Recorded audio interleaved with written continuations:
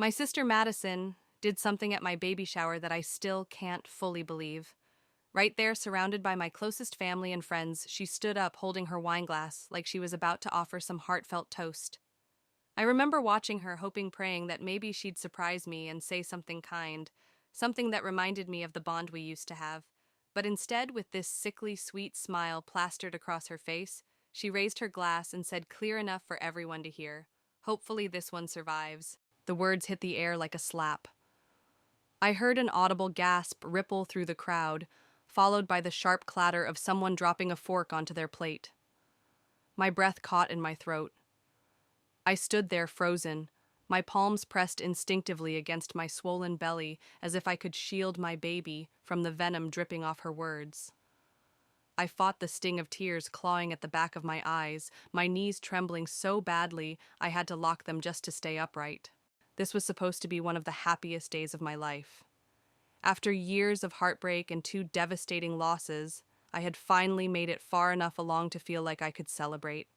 I'd poured my heart into every tiny detail of this day. And yet Madison, my own sister, had found a way to turn it into a waking nightmare. I looked around the backyard, the one Ryan and I had spent days decorating with pink and gold streamers, the balloon arch swaying gently in the California breeze. All those warm details now felt like a cruel joke under the icy stares from the guests. My mom, Patricia, sat stiffly at the table, her hand pressed against her mouth, her eyes wide with horror. Across the table, my best friend Lauren caught my gaze and mouthed, "Are you okay?" But I wasn't, not even close. I opened my mouth desperate to say something, anything that might cut through the suffocating tension. But my throat locked up the words dying before they ever reached my lips. That's when I felt a familiar, steady hand on my back grounding me. It was Ryan, my husband, my safe place. He had just arrived after running back inside to grab a missing gift, and the moment he saw my face, his entire posture changed. I saw the worry flash across his features as his eyes scanned the crowd, immediately zeroing in on Madison. His jaw tightened. Without a word to me or anyone else, he walked calmly but firmly across the yard. The crowd seemed to part for him, as if they too could feel the storm rolling off him. When he reached Madison, he didn't cause a scene. He leaned in close, said something only she could hear, his voice low and even, but the impact was immediate. I saw the color drain from Madison's face like someone had pulled the plug on her bravado. A beat later, she spun around, clutching her wine glass like it was the only thing tethering her to reality, and stormed off, tears streaking her perfectly made-up face. She shoved past the guests, knocking over a chair on her way out, and the gate slammed behind her with a deafening crack that echoed through the suddenly hushed backyard. And as it turned out, that moment was just the beginning of everything. The morning of my baby shower dawned with a quiet softness that made the world feel gentler, as if it too was holding its breath for this long-awaited day. There was a tender shimmer in the air, a lingering scent of fresh rain, mingling with the promise of early sunshine, breaking through the heavy brooding clouds. The light poured through my bedroom window, casting golden streaks across the hardwood floor, and for the first time in what felt like years, my chest felt light, unburdened by the usual weight of grief that had clung to me like a second skin.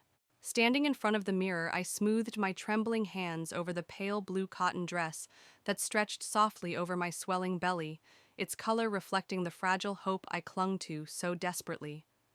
Today was supposed to be a celebration, an intimate gathering of those who had stood beside me through the darkest nights and the cruelest losses, and I had spent countless hours perfecting every single detail, from the decorations to the menu, to the delicate party favors nestled in tiny baskets by the door.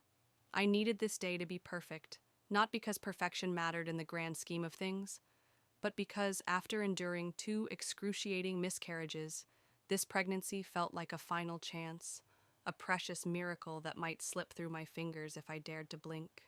I had always pictured Madison at my side for moments like this. She was, after all, my sister, the girl who once shared my bedroom, my secrets, and my dreams.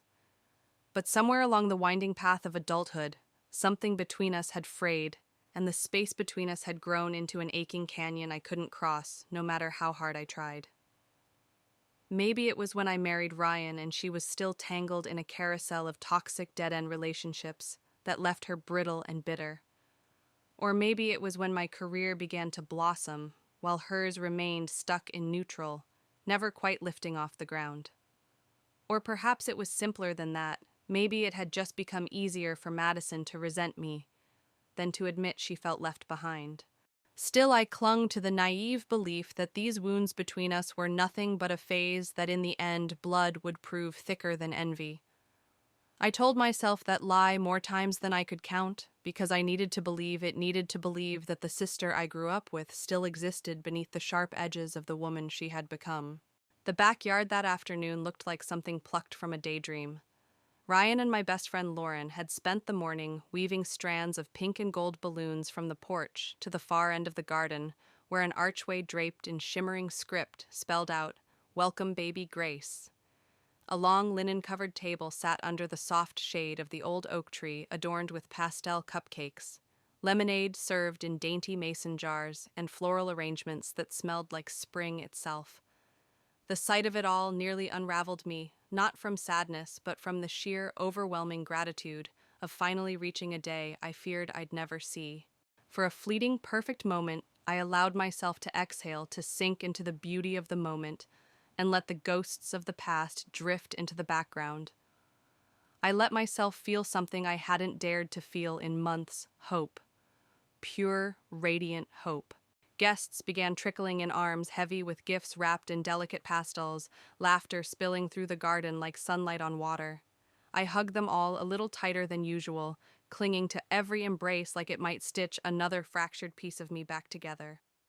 When Lauren handed me a glass of lemonade and whispered, "You deserve every bit of this." Emma, I squeezed her hand in silent agreement, blinking back tears. She more than anyone knew the hollow places inside me, the dark nights spent sobbing on cold bathroom tiles, the false starts, the empty cradles. And then Madison arrived. She made an entrance, of course. She always did. Dressed in a tight, unforgiving white cocktail dress and teetering on heels that sank into the grass, she breezed through the gate like she was walking into a photo shoot, her lips stretched into a brittle smile that screamed of insincerity. She kissed my cheek with the detached air of someone greeting an acquaintance at a work event and handed me a glossy gift bag that smelled faintly of expensive perfume. Inside was a tiny onesie that read in bold, glittery letters, "Oops, I did it again." I forced a laugh, the sound thin and brittle in my throat, unsure if it was meant to be a joke or another one of her cutting jabs disguised as humor. Lauren caught my eye, her brow arching skeptically, but I shook my head in the slightest of gestures. This was Madison, after all. This was what she did: poke at old wounds until they bled, then laugh as if it were all in good fun. I told myself, as I always did, not to take it personally. Yet as the afternoon wore on, I found myself watching her from across the yard, unable to ignore the way she hovered at the edges of conversations, swirling her wine, scrolling through her phone, offering smiles that felt more like threats than warmth. Every time our gazes met, she flashed me that same practiced grin, a smile that never quite reached her eyes. I tried to hold the mood together, to focus on the laughter, the games, the compliments over the cake and decorations. Ryan had stepped inside to grab a gift we had forgotten, and I found myself counting the minutes until he returned, feeling like I was teetering on a precarious ledge, just trying to hold the pieces together long enough to make it through the speeches. When Lauren clinked her glass to call the guests' attention, her voice rose with an almost exaggerated brightness. "A few words for the mama-to-be," I blushed, cradling my belly, feeling the soft flutter of a kick beneath my hand. One by one, friends and family shared stories, hopes and blessings for our future, their words layering over me like a patchwork quilt of love, each sentiment soothing healing, making me feel seen and cherished. And then, as if on cue, my mother Patricia turned toward Madison, her voice light but edged with pleading, "Say something, sweetheart." I stiffened, the fragile bubble of warmth and safety shrinking in an instant. I caught the familiar flicker of something bitter crossing Madison's face before she pulled her lips into a saccharine smile that made my stomach twist. "Please," I begged silently. "Just this once, say something kind. Just this once, be my sister." But she didn't. Madison lifted her glass, and for a moment the entire backyard seemed to freeze, the air itself thickening, holding its breath alongside me. And then, in a tone laced with something cruel and amused, she spoke the words that would shatter the day like a porcelain plate dashed against the pavement. "Hopefully this one survives." The sentence landed with the force of a grenade, flattening every sliver of joy, every flicker of hope. The warmth was gone in an instant, replaced by a frigid, suffocating stillness. It was as if someone had opened a window and let the dead of winter flood the room. My heart clenched violently against my ribs, the breath catching hard in my throat. I searched frantically for some other meaning, some escape route from the cruelty of her words. Maybe I had heard wrong. Maybe it was a joke gone terribly wrong. But no, the smug curl of her lips told me otherwise. Silence, stretched agonizingly, long, thick, and unbreathable. My mother's hand covered her mouth, Lauren's face contorted in horror, and I stood there stripped bare, a trembling statue of humiliation and heartbreak. Every inch of me wanted to run to hide, to collapse under the weight of the humiliation crushing me from the inside out. And then, through the numb haze, I felt it a steady, familiar hand pressed gently against my back. Ryan. He had returned, and just in time to witness the implosion of everything we had built. His hand was firm, grounding me, his presence a tether to something solid amidst the wreckage. The silence that settled over the backyard after Madison's words was not the ordinary kind of silence, the sort that drifts in naturally between conversations, or lingers lazily under a sky heavy with late afternoon warmth. No, this was the brittle electric silence of a collective breath held too long of unspoken horror crackling in the air like static, the kind of silence that prickles your skin and makes your pulse roar in your ears, because everyone present knew something awful had just happened, something so vicious and raw that no one dared to be the first to speak. I stood there frozen in place, my heart pounding against my ribcage. With such ferocity, it felt as though it might crack open from the inside out. I willed myself with every shred of fragile dignity I had left not to cry. Not here. Not now. Not in front of the very people who had gathered to celebrate what was supposed to be one of the most sacred, joyful moments of my life. My gaze darted frantically around the yard, searching for something, anything to anchor me, to keep me from slipping beneath the tide of humiliation rising fast and merciless. Lauren stood nearby, her hand clamped over her mouth, her wide, horrified eyes reflecting the disbelief I couldn't yet give voice to. My mother, Patricia, sat rigid in her chair, her stare fixed intently on the creased folds of the tablecloth, as if she could will herself into another place and time, somewhere she didn't have to acknowledge what her oldest daughter had just done. Around us, the guests shifted awkwardly, their bodies' restless eyes flickering toward their phones or the dessert table, in a desperate attempt to pretend they hadn't witnessed the social equivalent of a body being laid bare on the lawn. The cheerful pink and gold balloons bobbed mockingly in the soft California breeze, their pastel brightness a garish contrast to the suffocating darkness that now clung to the air like smoke. Madison, meanwhile, lifted her wineglass to her lips, sipping leisurely, as if nothing had happened at all, as if she hadn't just detonated a grenade at the heart of my celebration, exposing every wound I had spent years painstakingly sewing shut. She chuckled under her breath, as though she had made an offhand harmless joke instead of carving me open for sport. I pressed my palm protectively against the curve of my stomach, desperate to create a barrier between my unborn daughter and the venom still swirling in the air. Every instinct inside me screamed to run, to flee the yard, and the pity already sprouting on the faces around me like unwelcome weeds. I clenched my jaw so tightly it ached, forcing myself to remain still, rooted to the earth beneath my trembling legs. Because if I ran, she would win.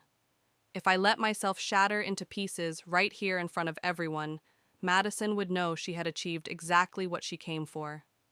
And my baby, my beautiful, miraculous Grace, deserved better than that. I deserved better than that. I opened my mouth, straining to force some kind of words past the knot of pain lodged in my throat, but nothing came. Only silence, thick and choking, filled the space where my voice should have been. All I could think of were the endless nights spent curled on the cold tile floor, the sterile hum of hospital rooms, the grim practiced sympathy in doctors' eyes when they delivered news that shattered me over and over again. It all came rushing back now, crashing over me in one tidal wave of suffocating grief. Ryan's hand warm and steady on my back, grounding me to the here and now, to something safe and solid amid the swirling chaos. He had returned just in time to witness the ruin Madison had orchestrated. and though he said nothing, didn't need to say anything. His body beside me was tense, brimming with silent fury, his fingers sliding from the small of my back to my shoulder in a gesture that spoke volumes. It was a silent promise, a vow to stand beside me no matter how ugly the moment. I tilted my face toward his, my vision blurred with tears I refused to let fall, and he met my gaze with a look so potent, it stole the breath from my lungs, a mixture of love, fury, and something else, something unspoken, yet fiercely certain, something I could lean into without fear of falling. Lauren, ever the peacemaker, tried to salvage what remained of the day. Her voice, pitched just a touch too brightly, rose above the uncomfortable hush as she lifted her glass. To Emma and Ryan and their beautiful future, she said, though the words trembled at the edges. A few guests followed suit, their glasses clinking half-heartedly, their smiles brittle, but it was clear the damage was done. The mood soured beyond repair, and no amount of forced cheer could stitch the frayed seams of the day back together. Ryan leaned close, his lips brushing my hair, his voice low and tempered steel. "I'll be right back." I nodded, though I wasn't entirely sure what that meant. I only knew that the determination in his voice sent a chill racing down my spine. He moved across the yard with a calm, deliberate pace, his posture exuding the kind of authority that parted the guests like water. They moved aside instinctively, sensing something inevitable in his stride. He made his way to Madison, who was laughing at something my cousin had said, as if she hadn't just gutted me in front of the people I loved most. He didn't raise his voice. He didn't create a scene. Instead, he reached out, touching her elbow, with a restraint that was more unnerving than anger. He leaned in, murmuring something into her ear that I couldn't hear from where I stood, but whatever he said stopped her mid-sip, her glass hovering uselessly halfway to her lips as her face drained of color. I watched, breath caught in my throat, as Ryan leaned in closer, his words sharp enough to slice through whatever armor Madison had built around herself. She opened her mouth to respond, then clamped it shut, her features twisting into something feral and furious. She set her glass down with a jarring clink, pivoted sharply on her heel, and stalked toward the exit, her heels stabbing into the soft grass with every furious step. As she passed me, she shot me a look that wasn't laced with shame, but rather with pure, unfiltered rage, the look of someone exposed for what they truly were, and hating it. She shoved past the guests, knocking over a chair in her wake, and disappeared through the garden gate, slamming it with such force that the sound cracked through the stillness like a gunshot. And this time, the silence that followed was different. Lighter, cleaner, as if the air itself had been scrubbed of something toxic. The guests fidgeted, some offering stammered apologies, others pretending to busy themselves with their phones or the cupcake table, desperate to escape the awkward aftermath. My mother stood rooted to her spot, her face carefully blank, a mask of denial she wore all too often. Ryan returned to me, then his face softening as he reached me, his arms encircling me tightly, as though he could physically hold all my shattered pieces together. And in that moment, I sagged against him, the weight of everything, the party, the humiliation, the grief crashing down on me at once. "You're okay," he whispered into my hair, his breath warm, his voice carrying the kind of steady assurance I ached to believe. "I've got you." And I wanted so badly to believe him. I needed to. Because standing there in the wreckage of what was supposed to be a celebration of life and love, I realized something brutal and necessary. Sometimes family isn't the one you're born into. It's the one that fights for you when it matters most. And in that moment in Ryan's arms, I knew without question who my family truly was. Sometimes family wasn't the blood in your veins or the names on your family tree. Sometimes it was the people who stood with you when the earth cracked beneath your feet, the ones who caught you before you could fall. And standing there, wrapped in the arms of my husband Ryan, in the aftermath of the chaos Madison had left behind, I understood that truth in a way I never had before. Ryan, calm, steadfast, fierce in his quiet, was my family. Without question, without doubt. After Madison's dramatic exit, an odd kind of hush descended over the backyard. It was no longer the suffocating, prickling silence of humiliation and pity that had choked the life out of the party minutes ago. This silence felt different, lighter, cleaner somehow, as though her departure had sucked something poisonous from the air, leaving the space she'd vacated eerily hollow, but strangely breathable again. I stayed tucked within Ryan's embrace for what felt like both a minute and a lifetime, listening to the reassuring rhythm of his heartbeat against my ear, grounding myself in the rise and fall of his chest. His warmth seeped into me, slowly knitting together the frayed edges of my spirit. I had known loss before soul-deep, gut-wrenching loss, but this time, as I stood in the ruins of what was meant to be a celebration of life, I wasn't standing alone. Eventually, I pulled back, though the ache of wanting to stay in that safe space clung to me stubbornly. I searched his face, finding in his eyes a veneer of calm that barely concealed the storm still brewing beneath. It wasn't the kind of fury that exploded outward. No, Ryan's anger was the slow, deliberate kind that simmered just under the surface, a fire banked, but burning, controlled yet deadly. The kind of anger that spoke of choices made the moment he saw me crumbling, and chose instinctively to become my shield. "We need to talk," I whispered, my voice raw, my throat aching from the restraint of holding back the tears that still threatened to spill over. He simply nodded, his expression softening, and guided me away from the lingering gazes of the guests, away from the wreckage Madison had scattered like broken glass across the afternoon. We walked in silence, the murmurs of half-hearted conversation, and clinking glass fading behind us as we made our way toward the house.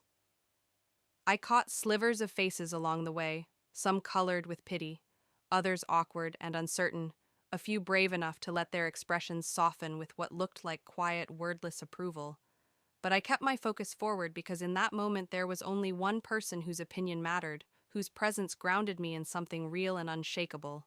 Inside the house, the world seemed to exhale, wrapping us in the soft scent of vanilla candles and fresh flowers, my sanctuary, my refuge. Ryan closed the door gently behind us, sealing out the fractured remains of the party. I sagged against the counter, the exhaustion of the day crashing down on me like a tidal wave. My knees wobbled beneath the weight of it all, but Ryan was there, always there, steady as stone. "I'm sorry," I croaked, the words slipping from my lips before I could stop them, sharp and jagged with self-blame. "I'm sorry she ruined today." In 2 strides, he was across the room, cupping my face in his strong, calloused hands, brushing away the tears I hadn't even realized had started falling. His touch was gentle, but there was steel in his voice when he said, "Emma, you have nothing to be sorry for. Not one thing." I closed my eyes, letting his words seep into the cracks Madison had tried to splinter open again. For too long, I had carried the burden of her behavior on my shoulders, making excuses for her sharp tongue, smoothing over the damage she left behind, begging others to understand her pain, while burying my own deep enough to suffocate. It had always been easier to bend than to confront, to plaster the wounds with false smiles, rather than rip down the rotten walls and face the wreckage head-on. But not anymore. Standing there, breathing in the remnants of yet another moment she had poisoned, I realized something that felt both liberating and terrifying in its finality. "I can't keep letting her do this." I whispered, the words shaky, but forged in a strength I had almost forgotten I possessed. "I can't keep letting her tear me apart piece by piece and pretending it's love." Ryan nodded, his eyes locked on mine with a tenderness that belied the fierce protectiveness simmering beneath. "You don't have to," he said simply. "Not anymore." I slid onto one of the kitchen stools, my hand instinctively resting on my belly, where our daughter stirred, as if gently reminding me that I wasn't fighting for myself alone anymore. I was fighting for both of us, for the life I wanted her to know, a life where love wasn't something you had to earn or apologize for, where family meant sanctuary, not fear. "I think I need space from her," I said aloud, the decision crystallizing as it left my lips. Real space. No visits, no texts, no pretending everything's fine when it's not. Ryan pulled up the stool beside me, threading his fingers through mine. "Whatever you need, Emma," he said quietly. "But make sure you're doing this for you, no one else." I nodded, feeling a new kind of resolve settle over me like armor. For me, for the baby. The door creaked open, and Lauren slipped inside, her gaze soft and full of the kind of understanding only someone who had walked beside you through the worst of it could offer. "Everything okay?" she asked, her voice gentle, careful. And for the first time that day, I gave her a real smile. Small, tentative, but real. "It will be," I said, the certainty in my voice surprising even me. She stepped fully into the kitchen, handing me a plate with a slightly smudged slice of cake. "I figured you might need this," she said with a wink. I laughed a laugh that cracked something open inside me like the first hint of spring after a brutal, endless winter. It felt good. It felt right. "We're going to finish this day," Ryan said, his tone leaving no room for argument. "We're going to celebrate you and this baby, and no one, not even Madison, gets to take that from us." I looked at the two of them, Ryan, my anchor in every storm. Lauren, the sister I had chosen for myself long ago, and something warm and fierce bloomed in my chest. Safety. Love. Enough.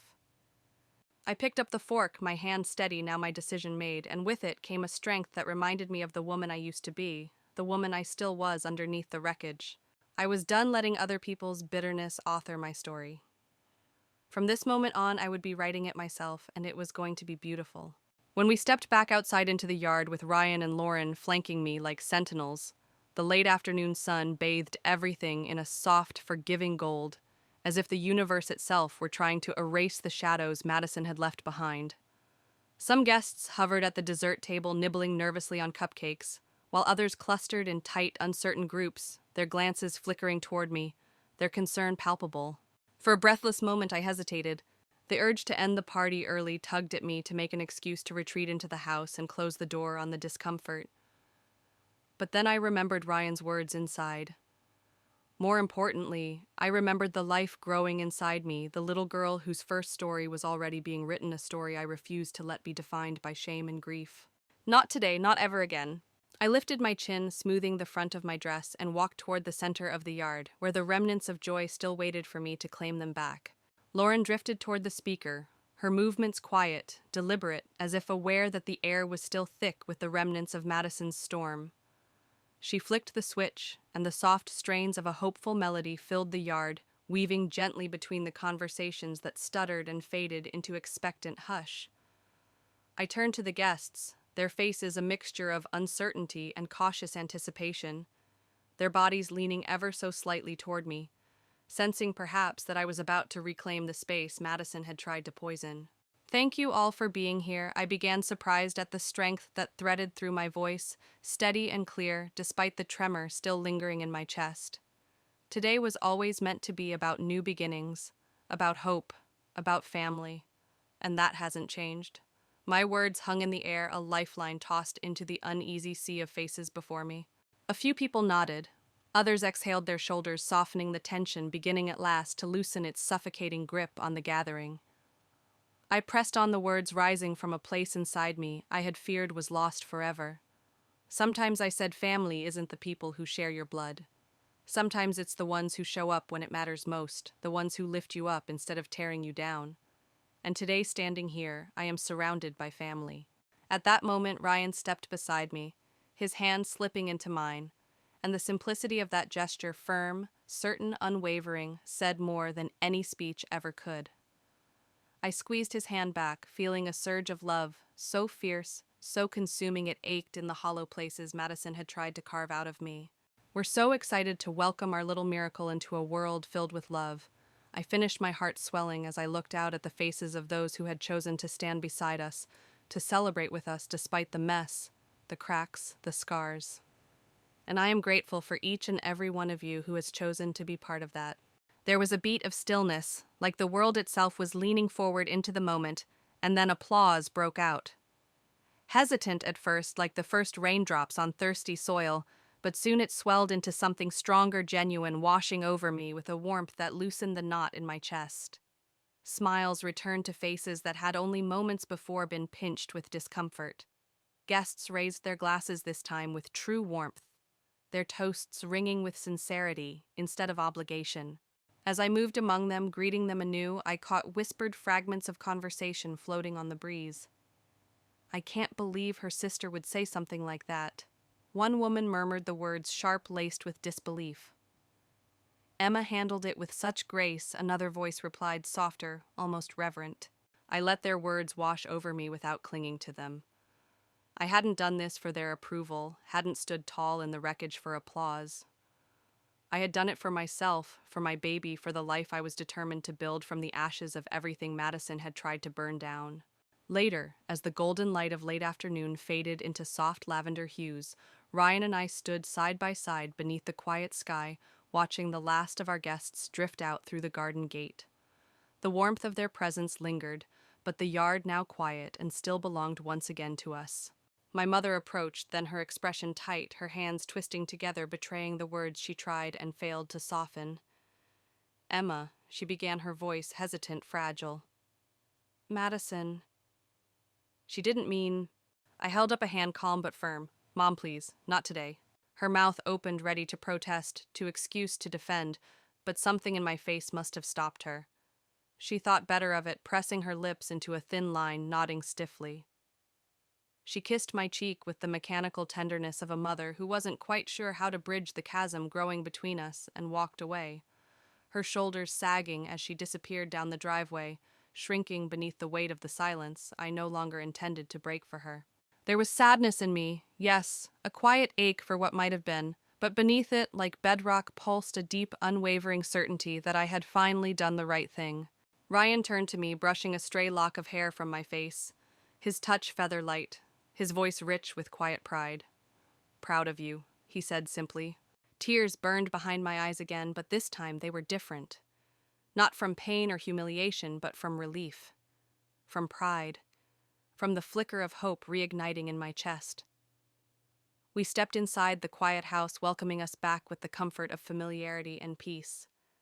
Ryan helped me out of my shoes and led me to the couch, where we curled up together, my head resting on his chest, his hand resting protectively over my belly.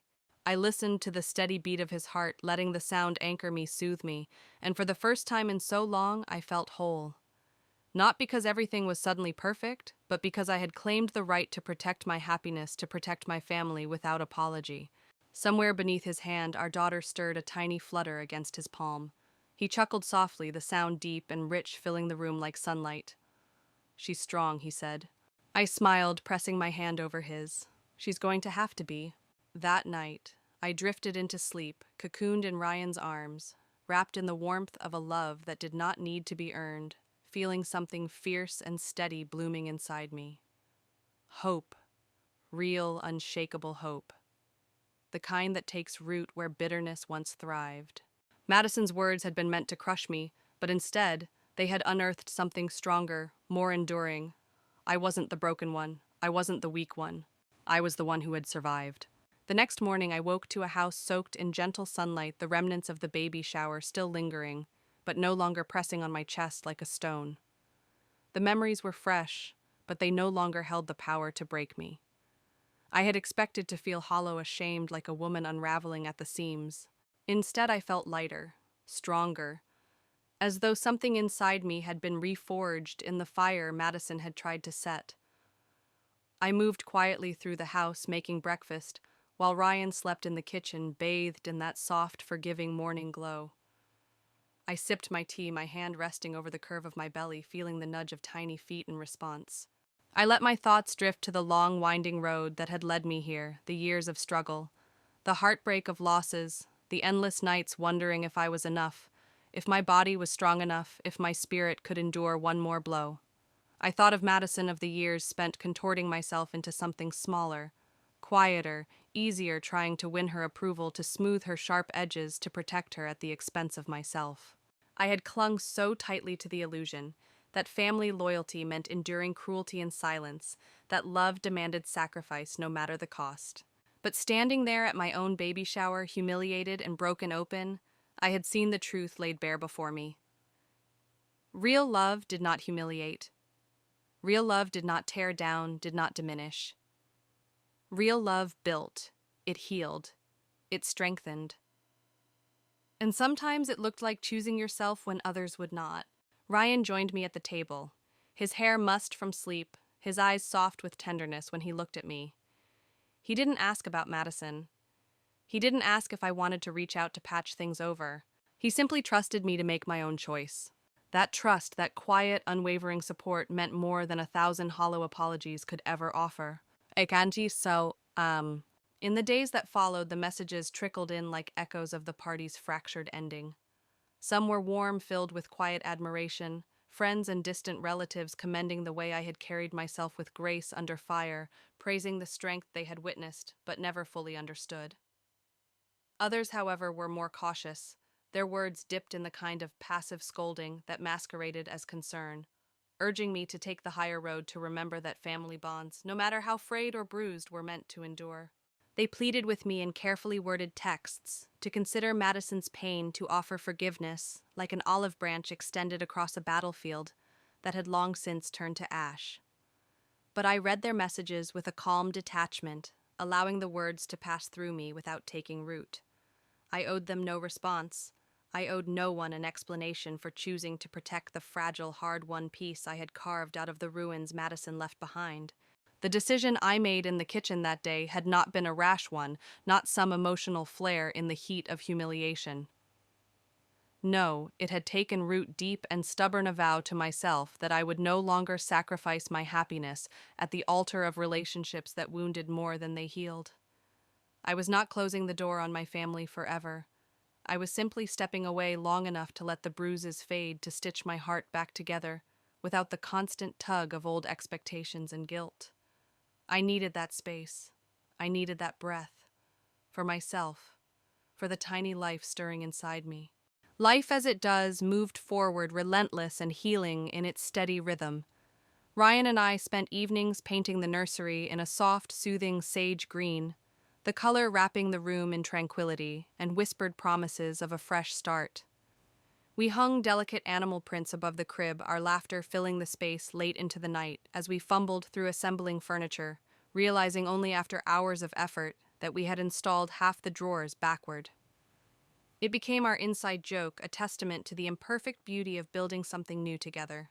Lauren became a near-permanent fixture in our home, arriving with arms full of freezer meals and a heart full of patience, staying late into the night as we talked about everything and nothing. There were moments, of course, when sadness crept in, uninvited nights when I missed the sister I had always wanted Madison to be, the imaginary version of her I had clung to, like a child holding onto a tattered security blanket. But those moments passed as they always do, leaving behind a quieter, steadier sense of peace. I began to understand that survival wasn't just about dragging yourself through the hard moments.